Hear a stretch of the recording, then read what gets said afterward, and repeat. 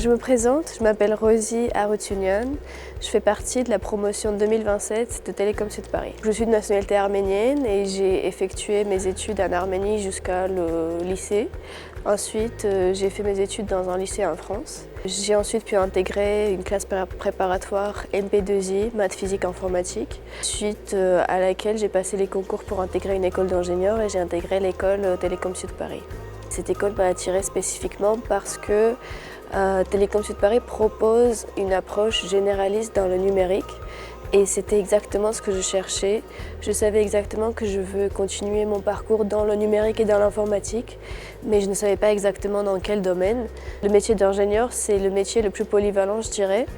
C'est un métier qui permet de travailler dans plein de domaines tout en restant très apte à s'adapter à des différentes situations.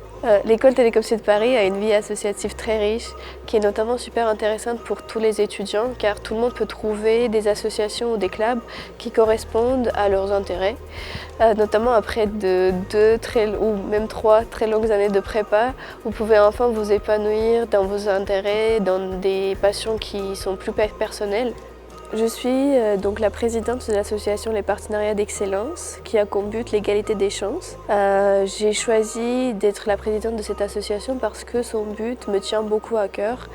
En effet, c'est grâce à des associations qui avaient aussi comme but l'égalité des chances, notamment le pôle égalité des chances de l'IP Paris, que j'ai découvert ce que c'était une classe préparatoire et ce que c'était les écoles d'ingénieurs en France. Lorsque j'étais au lycée, en première, je ne savais pas encore ce que c'était les écoles d'ingénieurs et les classes préparatoires.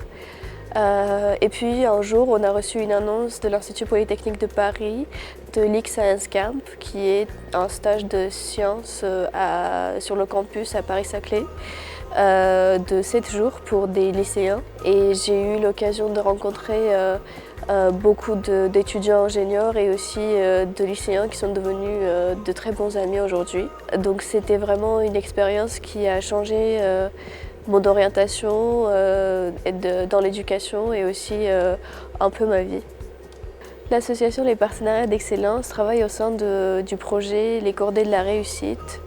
Notre premier but, c'est d'accompagner les lycéens et les collégiens pour les aider dans l'orientation, que ce soit pour faire de longues études ou encore pour s'intégrer dans le monde professionnel. Donc notre premier but, c'est de vraiment leur montrer qu'il ne faut pas s'autocensurer, que tout est possible, que les études c'est fait pour tout le monde et puis que même s'ils ne veulent pas faire d'études, il y a beaucoup d'autres domaines où ils peuvent s'intégrer dans le monde professionnel directement. L'école Télécom Sud Paris joue un rôle crucial dans l'engagement de l'égalité des chances. Le campus Télécom Sud Paris MTB, ça a l'avantage d'être en campus à la fois pour une école de commerce et une école d'ingénieurs. Nous retrouvons beaucoup de femmes sur le campus qui font aussi des études de commerce.